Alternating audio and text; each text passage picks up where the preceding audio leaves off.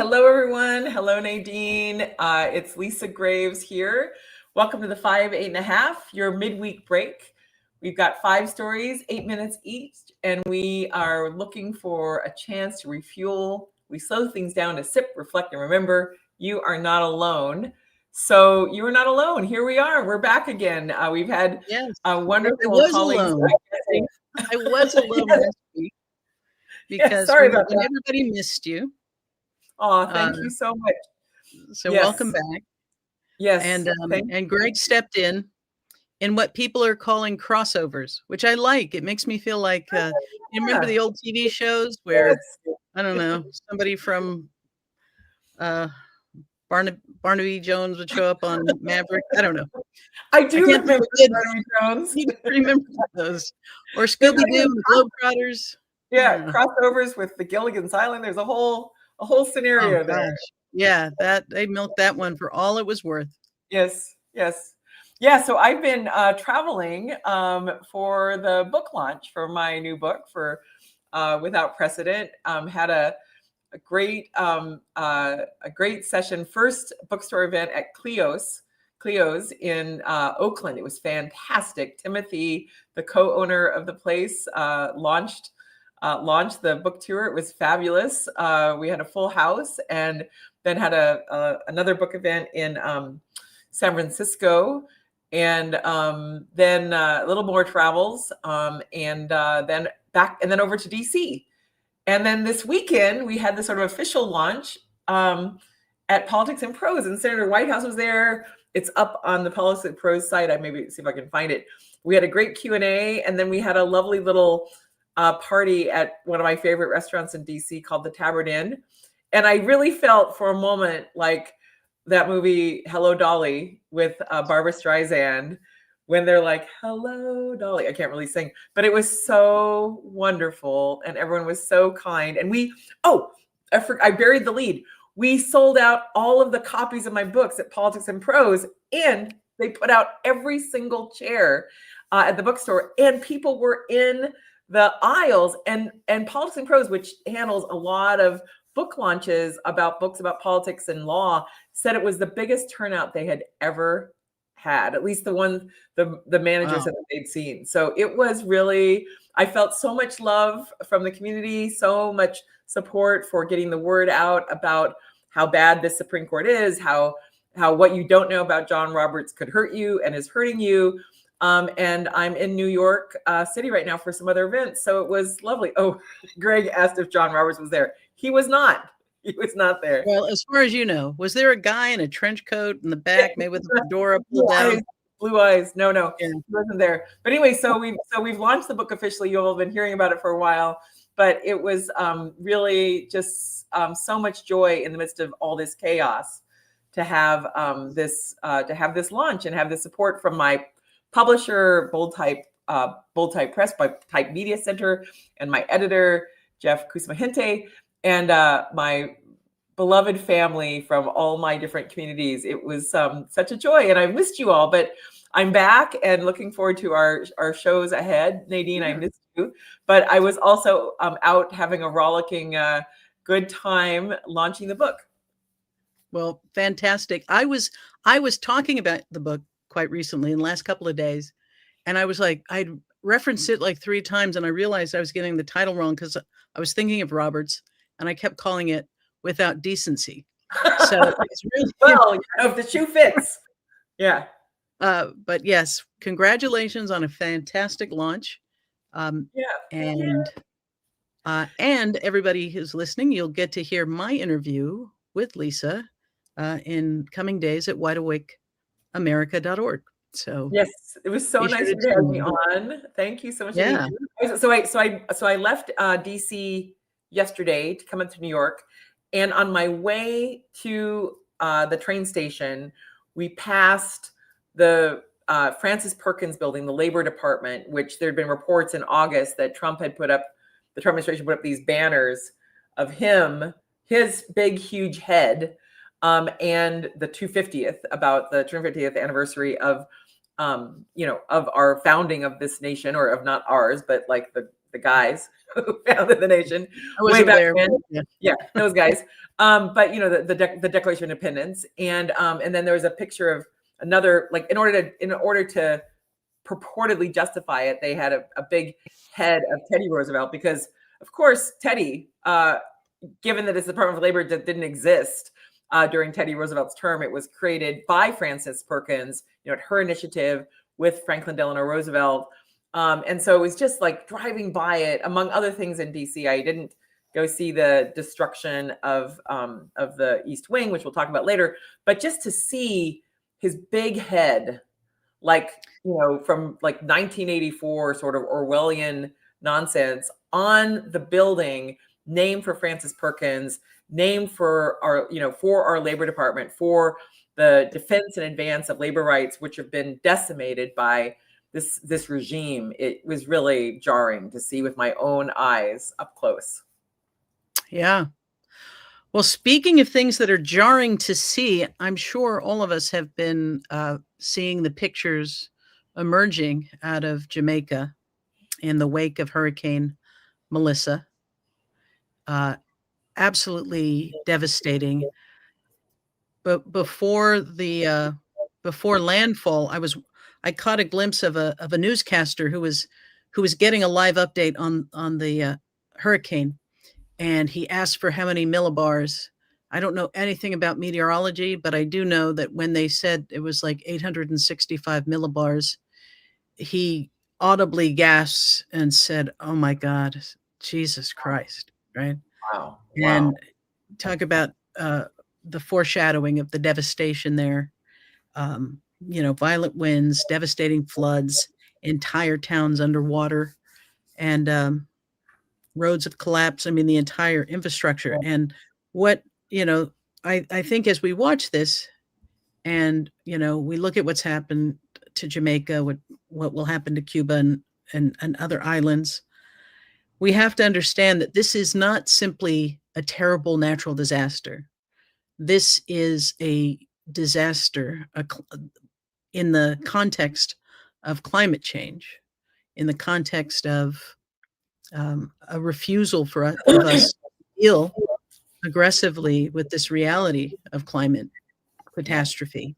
And so we are experiencing, you know, the biggest hurricane on record, a climate crisis that is claiming lives. And it is happening at a time where, you know, Trump is gutting the infrastructure for hurricane measurement and warning and paths and everything here in the US.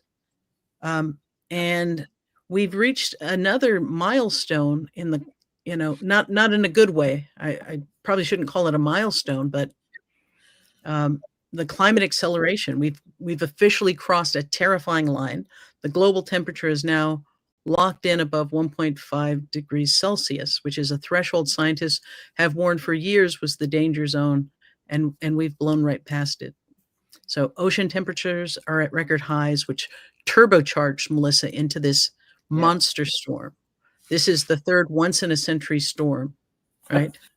That Jamaica alone has endured in just this decade. And as somebody who lives in Florida, and we saw the 1-2 punch last season, and my hometown was absolutely devastated by Hurricane Michael, so much so that the place that I know like the back of my hand, I could not find the path to the house I grew up in, because all of the trees were gone, all of the signs were gone, all of just the vegetation that would trigger a memory that you turn here, all of it gone. And so it's just, we have to, it is not sufficient for us to simply lament from a distance what is happening, but to understand that it is a harbinger, and that you know, this disaster just comes months after the historic wildfires in Canada and the lethal heat domes here in the U.S. South, and fossil fuel subsidies still outpace renewables in terms of investment in 2025. Yeah, and obviously we've seen one of the major vectors of attack by this administration has been to try to claw back and, you know, stop those major investments in renewables that were part of the Biden administration's initiative with Congress, that were committed dollars for alternative fuels, for strengthening our infrastructure. Those were immediately targeted, as you all know, by Donald Trump and Elon Musk. And then you've seen this other array of attacks, like the ridiculous, absurd assertions by the Texas legislature. I was going to say the predominantly white Texas legislature, the Republican majority there, to not just try to protect the fossil fuel industry, but to assert through, some of those legislators and the political leadership of that state, the right-wing leadership of that state, that they need to purge so-called discrimination against the fossil fuel industry, as if anything that is done to try to mitigate the climate changes that are underway, to try to pursue alternatives to fossil fuels, counts as discrimination. And they have made those assertions at the same time, as we all know, that they've been attacking actual efforts to deal with discrimination against human beings based on race or gender, attacking diversity and equity, and pairing their assault on environmental, ESG investing with their assault on DEI. And so, you just have this outrageous disconnect is the wrong word because it implies like some sort of passive thing, but this outrageous affirmative effort to protect the fossil fuel industry and its massive profits, the most profitable industry in the world, although I guess AI is now maybe poised to overtake it, but basically historically in recent decades, the most profitable industry on the planet. How many more profits do they need? How can we have this situation where their influence is so strong that it has literally put the lives of the people on our planet at risk, and communities across the country? And the devastation in Jamaica is just horrifying to see, Nadine, and that the wiping out of neighborhoods, of communities, and of the whole flora and fauna, the whole everything. It is horrifying, and yet it's not covered on the news networks as the crisis that it is. And often the weather forecasters are not talking about it, like you said, as climate chaos, as caused by climate change, versus another once in a century storm, as if this is just the regular news and no need to really pause. Yeah. Well, we can go from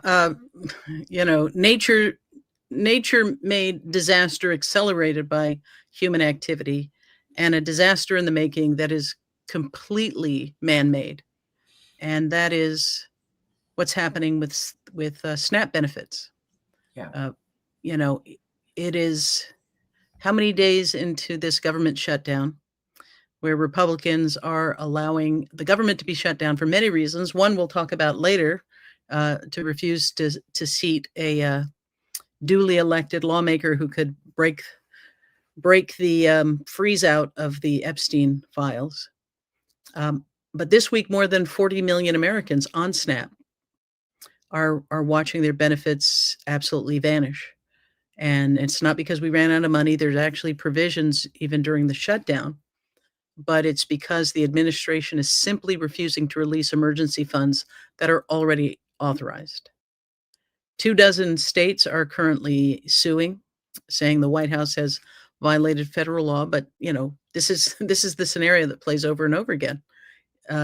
This is a lawless administration, and for them, they're incentivized to keep. We have the money, people are hungry, and they're choosing not to feed them. And this is happening in the context of, first of all, we all have to remember that working people use SNAP benefits. In fact, there are companies that when they onboard you, they tell you how to access these benefits because they know that what they are providing is not a livable wage. But even in that context, you have Amazon, which laid off something like 30,000 workers. Target did massive layoffs, IBM, and many of these are driven by people being replaced by AI. But it really is a function of priorities. So it's not a surprise that household debt has crossed 18 trillion. And families are losing jobs to AI, rents are skyrocketing, Groceries cost 40% more than they did 3 years ago. And the response to all of that is to cut a benefit that means Americans, including working Americans with kids, are all going to bed hungry because of this intentional cruelty. It's appalling. It is utterly appalling and devastating. And as you point out, these are benefits that have long been provided to the people, the working poor, people who are in the most difficult circumstances, and to their children, to kids who are born into poverty, or their parents lose their job, or they were laid off by one of these big tech companies, that need these benefits just to eat, just to have food on the table. And this is, the use of the sort of weaponization of the federal government to attack ordinary people and leave them in this really vulnerable circumstance. It's extraordinary. And I just wanted to flag a couple of things, because I think, SNAP and EBT, those are words you sometimes see at the grocery store. Like, we take EBT here. That's the electronic benefits, transfer. It's a way to easily use those benefits. But a lot of people don't even understand how the program works. And the reality is that the average amount of a SNAP benefit for a person who's impoverished is only $159 a month. It's the different, that's the difference between having milk and eggs and bread versus having, watered down soup and watered down and watered, and the nutrition piece is just so vital for, ordinary people to survive, to be able, and for kids in particular, to have basic nutrition. It's just unfathomably cruel. And then when you look at what is the level for, the federal, basically, if you're on the federal poverty level, that's $15,000 that you make in a year. That's the amount. And some of the benefits are available if you make another 30% above that. So let's say $18,000 a year. That's your gross income. That is not your net income. And when you look at that mathematically, what that is people who are paid the minimum wage in the United States, or just around the minimum wage, of just a little over $7 an hour. $7 an hour. That minimum wage has been stuck at that level because of Republicans for over 2 decades now. And that's not the minimum of the minimum wage. When I started working on minimum wage issues a few years ago, maybe a decade or so ago, I was startled to see that the minimum wage for tipped workers remains what it was when I was waiting tables before I went to law school, about $2 an hour, $2.13 an hour, plus your tips. That means the people who are, I'm at a hotel right now because I'm traveling, the people who are cleaning your, picking up your wet towels, a waiter or a busboy who's cleaning up after the food at a restaurant, they're making a minimum not of even $7.25 or $7.30 an hour, which gets you $15,000 a year gross income before taxes. They're making $2.20 or 13 cents an hour. That's $16, $17 a day, plus whatever tips people leave for them. So the amount of poverty that people are experiencing in our economy, and as you pointed out, Nadine, that's the estimate is that at least 40 million people, including adults and children, rely on these SNAP benefits. And the amount, for a family, it's they might get less than $600 in income assistance, basically in food assistance, and it can only be spent on food. Can't be spent on cigarettes, can't be spent on lottery tickets, all the mythology and bullshit that the right pushes. That is the amount and this is happening at the same time as schools have been cutting school lunch programs. So kids can't get access to lunch at school, as they've been trying to cut Head Start programs, which provide not just educational support for kiddos, but also, breakfast that they can't get at home, because even with that, $190, a month in support for a kid, it's not enough to make sure that they've got food on the table or fresh vegetables. It is shocking. And I'll just say, I have to say this because among the terrible things in the BBB, the big billionaire bailout bill, Jim McGovern was on the floor just the other day or this summer saying that in that bill, this is before the shutdown with this, with the Trump caused government shutdown. But just in the bill, McGovern was saying, so I say to my Republican colleagues, what's wrong with you people? In this bill, you provide a $2 billion tax break for gun silencers, but you cut SNAP benefits for vulnerable families. Jesus Christ, that's what he said. And now we're at a state where this president is planning to send money to his buddy in another country to shore up someone who, has been facing electoral challenges because of his policies, instead of making sure that American people and more American kids get the food and nutritional support they need. It is unconscionably immoral, disgusting, and I'm going to say revolting in the best sense of that word, because we have to come together to help respond, react, rebel, lawfully against these sorts of just deadly and dangerous policies, and come together as a community, help each other, help families in need, but also stand up and say, we are not going to take this. We reject this administration's immoral actions. It's attack on ordinary people who are working hard or who are vulnerable because they've got other health issues and can't work, and who rely on, or kids who can't work also because they're kids who need nutrition in America, the supposedly richest country on the planet. Yeah.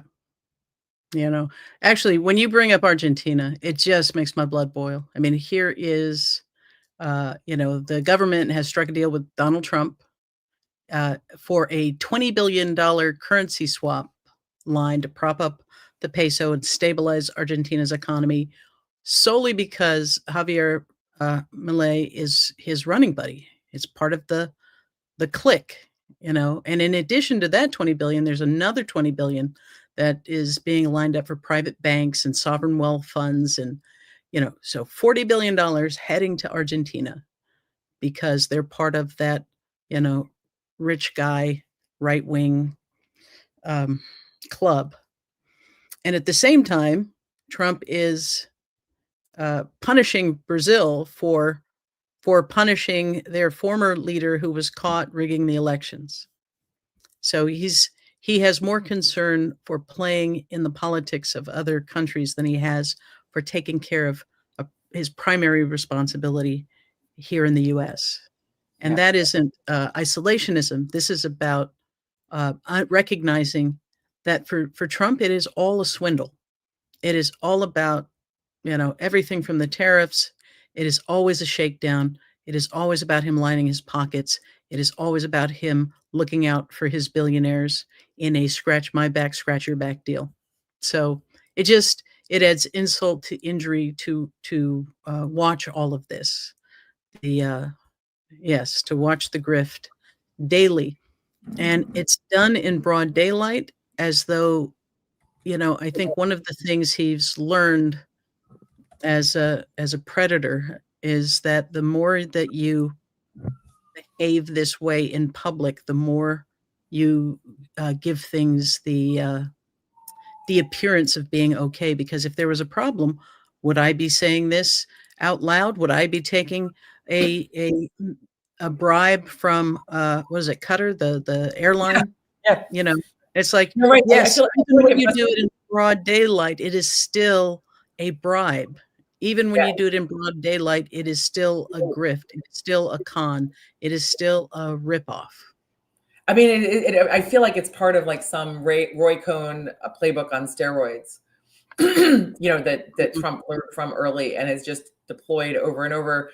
The just in your face grift and lies, obviously, but the grift of it in the midst of all the other grift that he's engaged in. But to your point, Nadine, this notion that a president of the United States or any leader of the executive branch would have the power to redirect our funds, our tax dollars, to help prop up his buddies in foreign countries, foreign, plutocrats, autocrats, at the same time that he is imposing these reckless cuts to the benefits of ordinary people, benefits that, like you pointed out, there already is an allocation set aside for an emergency to make sure that SNAP benefits don't get cut in a circumstance like this.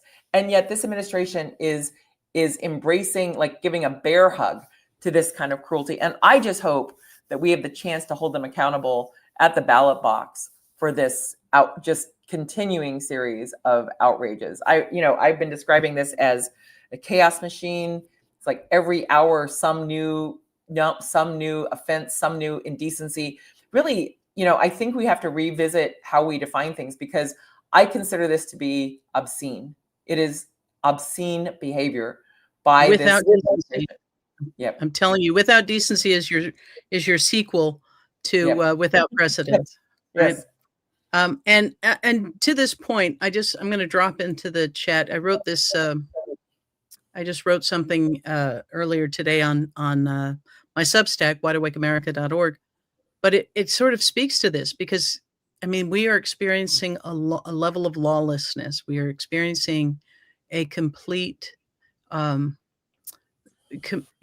that people thought were guardrails, things that people thought kept our democracy sort of trudging along a track with occasional bumps, occasional detours, but fundamentally sound.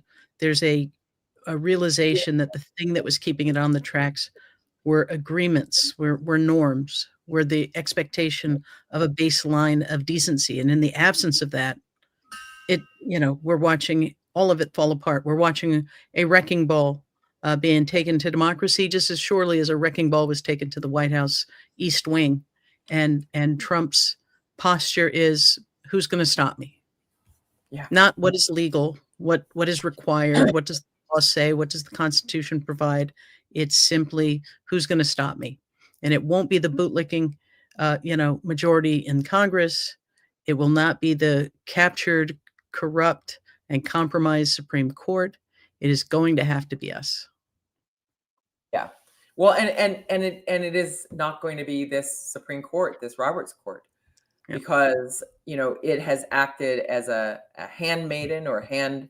I'm not sure what the right word is to it, but it has acted like his accomplice in allowing him to engage in an array of unilateral extreme actions, overturning lower court rulings that have protected our rights, that have found that some of these actions by the administration would constitute irreparable harm, that the actions are in violation of, appear to be in violation of longstanding law under the standard for a temporary restraining order, meaning substantial likelihood of success on the merits. And yet the Roberts Court has gone out of its way to aid Trump after sweeping him into office with last year's unprecedented counter-constitutional ruling on immunity, which, as you all know, I write about in my book. But what's happening in the past week or week or so now has been, we've seen the coverage of the mainstream press about the Voting Rights Act oral argument that was before the Supreme Court. This Roberts Court has chosen to take on this case. All of its cases basically are discretionary. It put off a ruling until now in advance of the midterm elections, basically. And it heard an argument about the maps in Louisiana. And sorry, I got a little noise in the background here. I'm in New York City. Hello, New York. But the maps in Louisiana, drawn by the predominantly white legislature, white Republican legislature, take a look at that state, which is more than 30% African Americans live in the state of Louisiana. And they created 5 white majority maps and 1 black majority map. And in essence, what this Roberts Court was saying at the oral arguments, the Republican appointees, was, how long are we going to allow black majority maps to be created? How long are we going to allow race to be considered?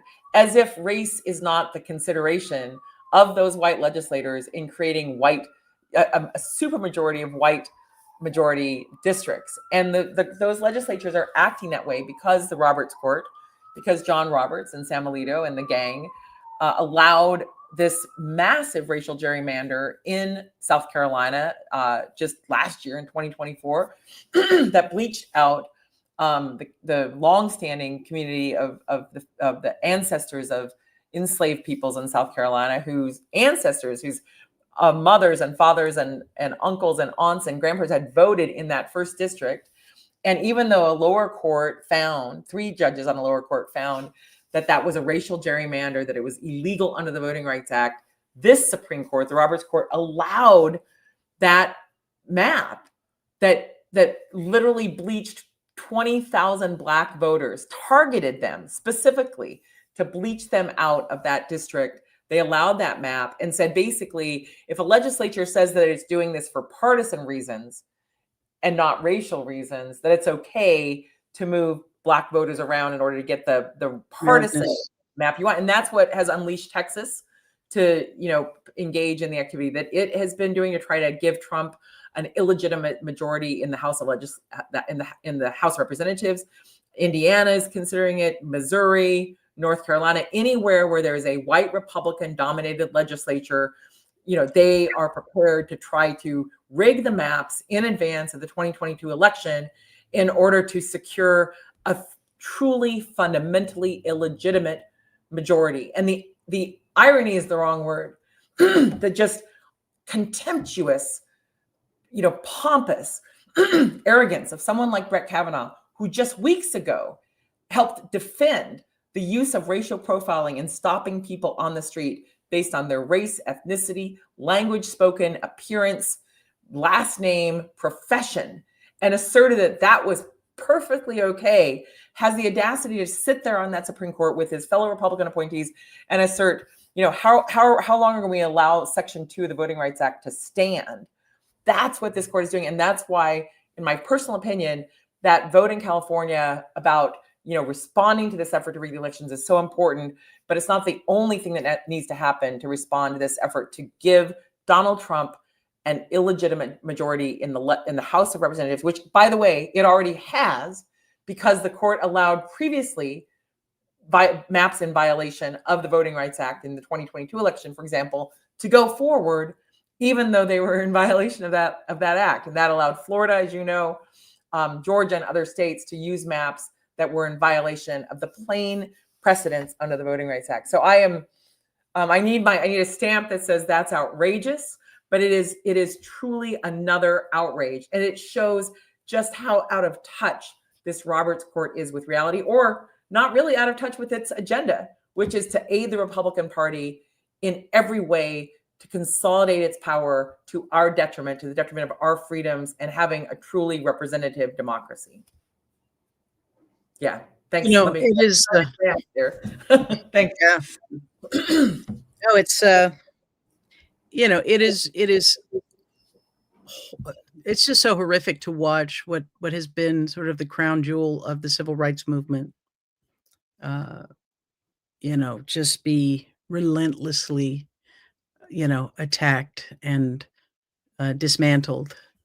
And it's not just this has been an attack on every front, from erasing history, subverting and perverting the entire purpose of DEI, of programs meant to address the historic blocking of access, are now being talked about as though they are about giving an unfair advantage. And so erasing the history, censoring it, stopping it from being taught accurately in schools, returning, as they did in DC, I think just this week, a Confederate statue that had been removed back into the public square. All of this is, we have seen it before. We saw it in response to Reconstruction each time. We've seen it in response to progress, economic progress, whether, people really should look up not just the Tulsa massacre, but all of the places all around the country where you saw the response to success and progress be a brutal, sustained, violent backlash. And they are harnessing that same ignorance, fear, and misdirected anger, of people who are hurting in this economy. But instead of looking at the architects of that pain, they're saying, no, it's your neighbor. It's that immigrant. It's that trans woman. It's anybody but them. And Yeah. once people wake up to how they're getting played, and Americans have done it before.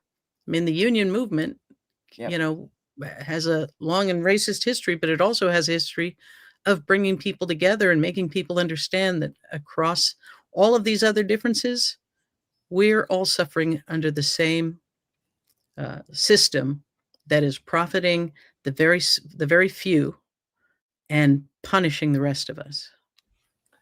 Yeah, I mean, the fact is that you have this, scapegoating on steroids, because the billionaires and the billionaires that are backing Trump and the other, quasi billionaires or demi billionaires and multimillionaires that are getting rich on blocking, common sense increases in the minimum wage, common sense provision of paid sick leave, paid family medical leave, making sure that people have access to childcare to support them, making sure that, we don't have a bunch of big Wall Street companies owning most of the housing stock and then jacking up the rent every single year, regardless of the market, just because basically they can, and they're, kind of profiting on the transaction, not the way traditional landlords, who were not great, like Fred Koch, for example, who were racist and bad in all sorts of ways, but like having it be, filtered through the lens of Wall Street's quarterly profit drive, that it has to go up every single quarter. I mean, these things are really harming the American people. And of course, they have to distract from the real causes of that pain and try to direct people. I'm not trying to justify it. I'm just saying that's why we were seeing this scapegoating on such a massive scale. And unfortunately, some people in America are eager to embrace their darkest, most selfish thoughts, their racism or their fear in a time of economic fear and challenge. And so that's why this playbook, which is the playbook also from Nazi Germany, in terms of blaming Jewish Germans on the financial crisis coming out of World War I, et cetera. Like, this playbook is such a reliable but devastating and dangerous playbook. And we have a demagogue in the White House, along with, people who are just abjectly unfit for positions of public trust, like Stephen Miller and others, and quote, advising him on what his powers are. And, Pam Bondi, we could go through the whole list, but we have a cabinet that is the most either corrupted or unsuited, not suited to these positions of trust. The worst cabinet in American history, in the history of all America, to have people surrounding Trump who are sycophants and willing to basically be loyal to him over loyal to us and our Constitution. It is, in the words of Hillary Clinton, it's deplorable.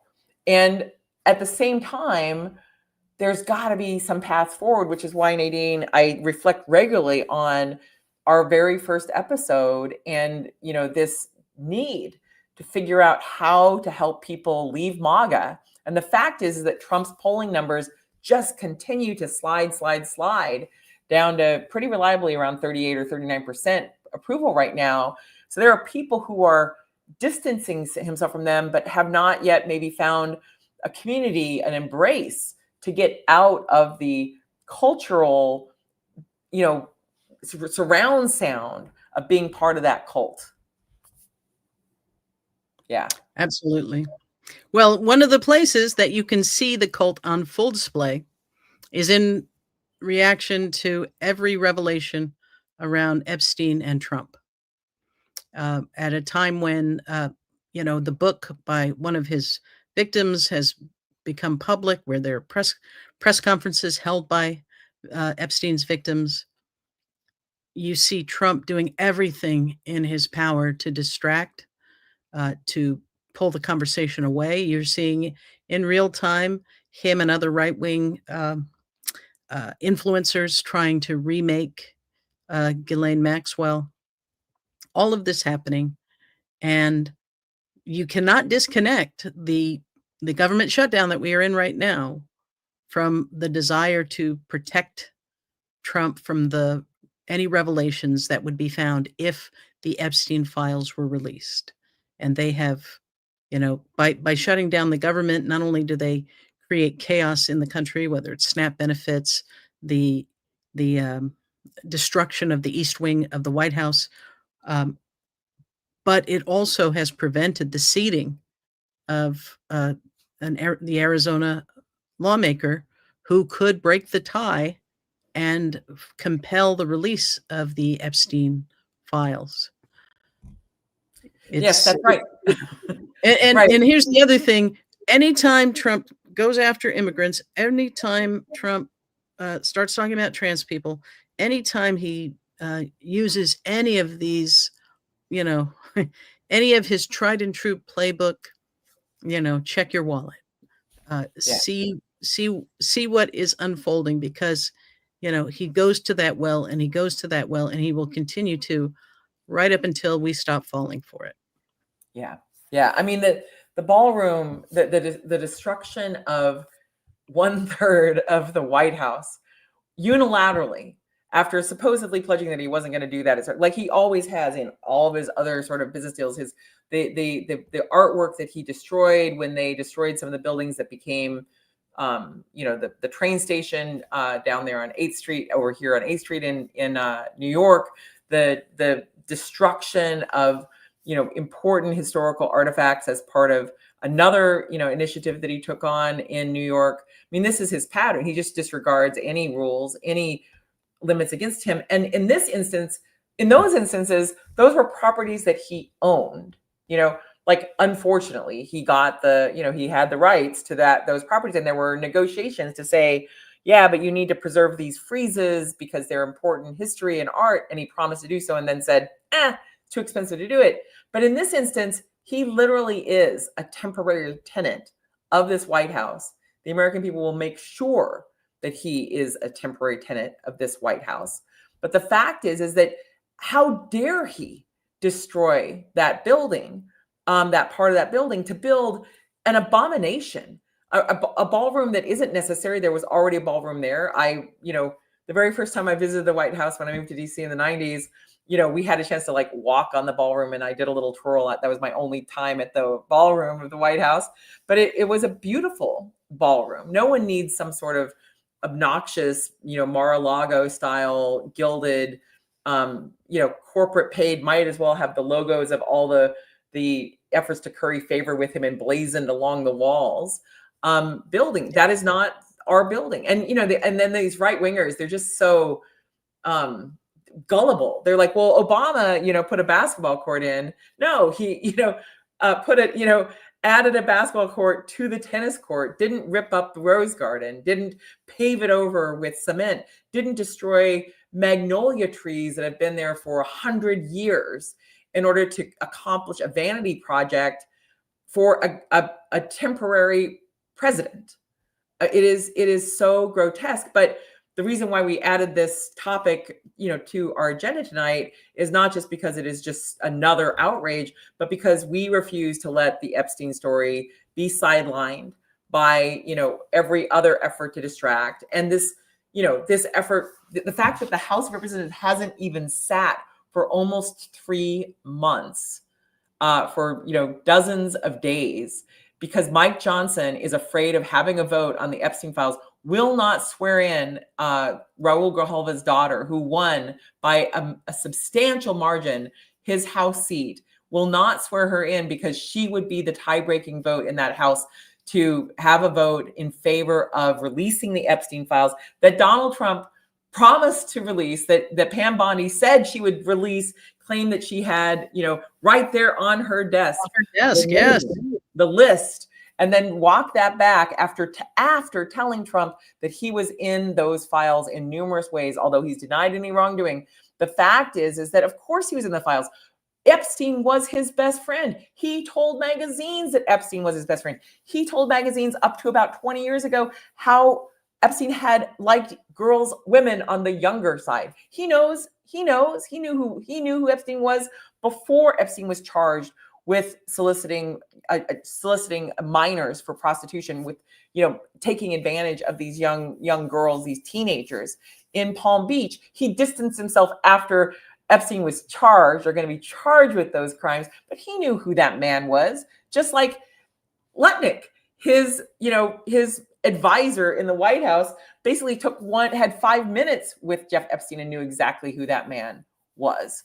And how depraved Epstein was. And so we just refuse to let this issue go. No one should let this issue go. It's about the predation, predators, preying on young women and, adult women, as we've seen in the charges in the, the civil trial against Donald Trump, and the defamation verdict that E. Jean Carroll won because of his claims to trying to disparage her and deny that he sexually abused her, when the jury found that, in fact, that she was not defaming him by saying that he sexually abused her. So we have a predator in the office, and I'm going to go back to my original hashtag we talked about on the show, which is what would a sexual predator do? What would a sexual predator do? A sexual abuser do? They would do what Donald Trump is doing, because Donald Trump has been found by a jury in the United States of America of being a sexual abuser. Well, it is useful to realize how many people have utterly sold their souls in this process. All of them who have bowed down to him, everyone who beat their chest about protecting children and exposing the Epstein files, who has completely rolled over, whether it's Pam Bondi, Dan Bongino, Kash Patel, all of them have, who was it who left a meeting with the survivors and everyone was like, oh, she's ashen faced, she's so shocked and horrified. I think it was Mace. Yeah, it was. Yeah. Needed some time alone to process. And, it's like, no, you are not fighting for any of this. You're not trying to get access to that information. You are capitulating in every way that matters. So, I do want to say one thing, because we often invoke Hitler and the Third Reich and Trump, but it is worth just saying that when Hitler was structuring everything that he built, they looked to the United States, as a model and a justification. Specifically, they looked to the U.S. for, the U.S. South, the Jim Crow South, U.S. immigration quotas in 1924. Nazi lawyers were drafting, the Nuremberg laws, the statutes defining who counted as Jewish and banning race mixing. They studied U.S. statutes on the one-drop rule, on anti-miscegenation laws in more than 30 states. They looked at Native American dispossession and the reservation system. They looked at the U.S. citizenship exclusion for Asians, all of these things. And so there's a way that sometimes we talk about, Hitler as though it is a something from something we know nothing about in America, when in fact, we inspired so much, eugenics and sterilization, the idea of, what is it, Lebensraum, the expanding eastward to secure land for the Aryan race. Like, all of these things were built on the American frontier myth. Go west, young man. So, in fact, Hitler saw Henry Ford as a hero, and I think there's a picture of Hitler where he has a floor-to-ceiling picture of Henry Ford behind his desk. Yeah. And so I just want us to, as we rightfully, show the parallels, it's important for us to understand that it is chickens coming home to roost, because this is not alien to American soil. No, and the America First effort that was, pushed during the 1930s to try to keep America out of confronting Hitler's expansion, his attacks on neighbors in Europe, that was, filled with American Nazis and people who were basically aligned with, with Germany. And as you point out, there was, a history there in terms of some of the industrialists like Henry Ford and his role in basically backing those same sort of anti-Semitic agenda, the agenda to have, to basically discriminate. And then obviously we know our history, or most people know our history, in terms of the way the Native American peoples, the first peoples on this continent, were treated, not just by the United States, but by Canada, and the just a sailing of generations and eradication of culture. And so, like, it is true. And of course, under Trump's dictates and Hegseth's dictates to the Defense Department, like, you're not supposed to talk about any, or Ron DeSantis, you're not supposed to talk about anything that might make a white person feel bad, but you have to talk about what happened in order to recognize where some of these strands have come from, and to try to not repeat it, to counter it.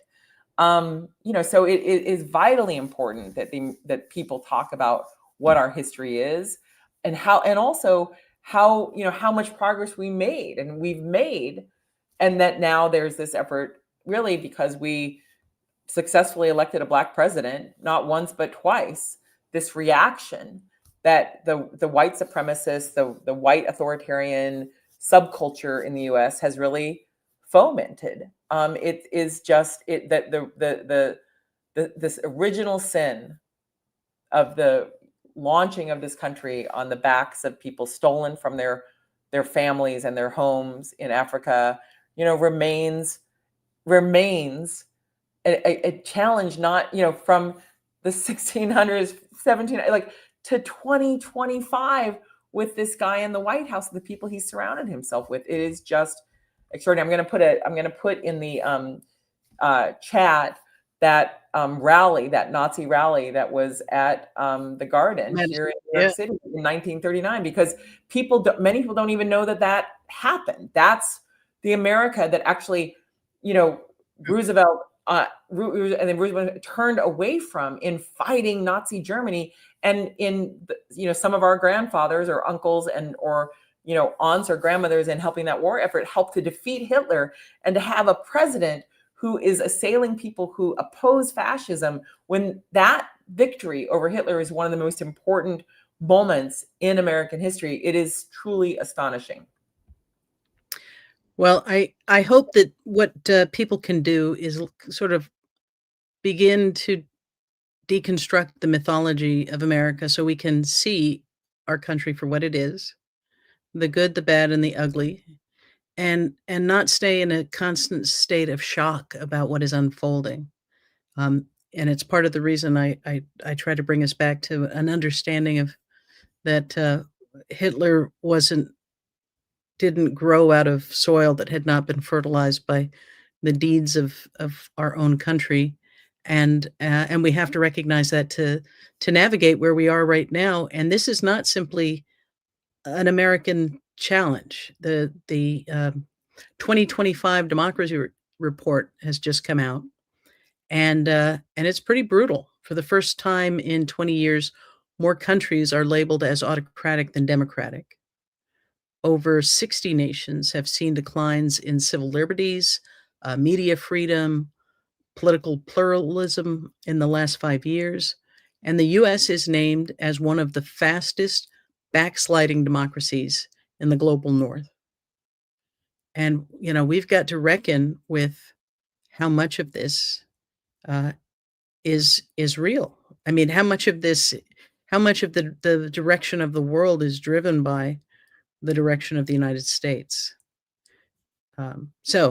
Yeah, I mean, the report is stunning, and the speed with which we've had this devolution is exceptional relative to other countries. But as you point out, like the U.S., which for years, for decades, has issued reports about how other countries, how authoritarian regimes have imprisoned or assailed reporters, or limited freedom of press, or punished people for expressing dissent. That has been, notwithstanding a number of serious problems with U.S. foreign policy, there has been this additional component of U.S. policy, which the kind of calling to the better angels to say, But we want to stand for this fundamental human right of freedom of conscience, of the freedom to dissent, of the freedom to report, the freedom to report critically on leaders.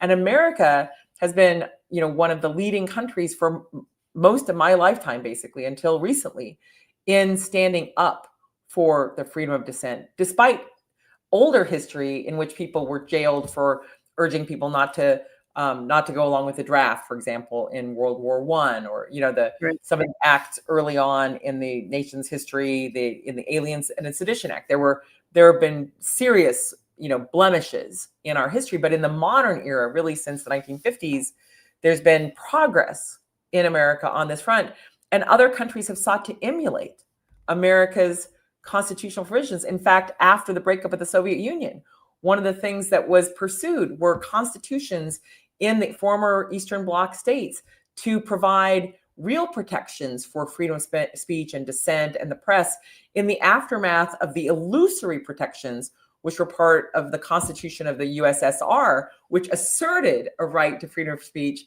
that was not honored in reality and in fact was punished brutally. And so to see the United States, not just, to fall in that way, before our very eyes in this report and in reality, it is stunning. But we are not at the end of this struggle. We are in the midst of this struggle, and we cannot give up, and we cannot give in, or they will prevail. Things will continue to get worse. Instead, we have to come together, protect each other, look out for each other, speak up, stand up for our rights, for this fundamental freedom of conscience. And there are some signs of hope, you said in the report, which I had a chance to scan but not read thoroughly, Nadine. So tell us some of the bright spots. Well, one of the things they point out, this is not necessarily the hope part, but that this isn't happening because of military coups. And to the point of your book, it's happening by court decisions, by disinformation, by repression of media, right? And compliance, people capitulating to these strongmen. And the key battlegrounds are India, Brazil, Hungary, US, Turkey, Israel, that they identify. But there are some nations that are improving transparency and participatory, rights and protections. And we saw, quite recently in Ireland, the election of Catherine Connolly as a repudiation of the more conservative coalition government. And she ran against militarism and against austerity. And in the Netherlands, just last night, you saw the far right, Geert Wilders. They were basically we began to see the opposition to that far right party, a more centrist government, take command. And so, and we've seen this in other places in every election cycle where there is a snapback to the pendulum swinging to the right, which kind of brings us to our glass half full. And as you know, this has been a rough night. Let me just say that. This is bleaker than usual. I'm so sorry. Yeah, it's cumulative. So some weeks it feels heavier because it is heavier. Yes, it is. It is, and this has been one of those weeks. But we always end on the glass half full, just to remind ourselves that even in these dark times, there are glimmers of hope that will become beacons as we move forward through these times. And one of those beacons that is emerging in the US and globally is that young voters are rising up. Young voters are tired of what they are seeing. They are tired of watching their future be auctioned away. And so you're seeing a lot of young people sort of changing the face of elections. We certainly are seeing it in New York, where, a candidate who was polling at 1% at one point is now, according to not only the polling, but also the The betting markets is presumed to be poised to be the next mayor of New York, but driven largely by surges in young voters in New York City elections. In India, 18 million new voters under 25 have registered for the 2026 elections. We're seeing it in South Korea, in Colombia, where youth-led parties won over a dozen local offices in 2024. In Kenya, voter drives by Gen Z organizers have led to over 2 million new voters. And they're not just voting, they're organizing, they're running for office. They have their dominance on TikTok is so strong that Trump and his allies are doing everything they can to ensure that TikTok is under the control of one of his billionaire buddies, because it is such a driver of progressive young people. And so, while we are all lamenting watching in real time the destruction of our democracy, there are fresh horses who are impatient for a future that they care about, and young people are leading the fights on climate, reversing climate change, reproductive justice, racial equity, social justice in all of its forms. And despite a lot of ink given to the fact that younger generations are not as progressive as people had once assumed them to be, the reality is they still remain overwhelmingly progressive on the majority of issues. They are, they're more progressive, though not monolith. But when they show up to vote, it is the far right that is suffering in the polls more than any other. So we lift our glasses half full to young voters and to a future that they are building that includes us all. Cheers. Cheers. Mm.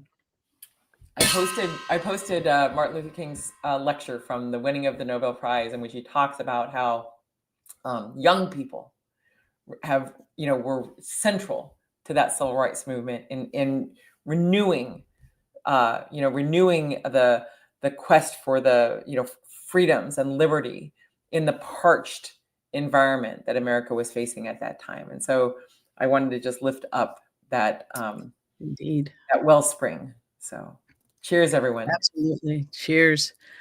I think that I'm going to have a little shot glass. Next time. It requires a little more ceremony than drinking from my straw. I feel like I just got to, throw one back. And the other thing I'll be ready next time. I'll be ready next time with a shot. Okay. Well, I just want everyone to think about, we've talked about handmaidens, and then we always struggle to figure out what we're going to say for the male, version. And so there's manservant, there's footman, there's butler. But next week, let's reveal what we think is the best name for the men who are paving the way for the destruction of democracy. And with that, I just want to say to everyone, if you haven't subscribed, hit the subscribe button. And don't forget every Friday to tune in for the 5-8 with Greg Oliar and Stephanie LB. And thanks for joining us for the 5-8.5. We'll see you next Wednesday at 8 p.m. Eastern. Take care. Thanks, everyone.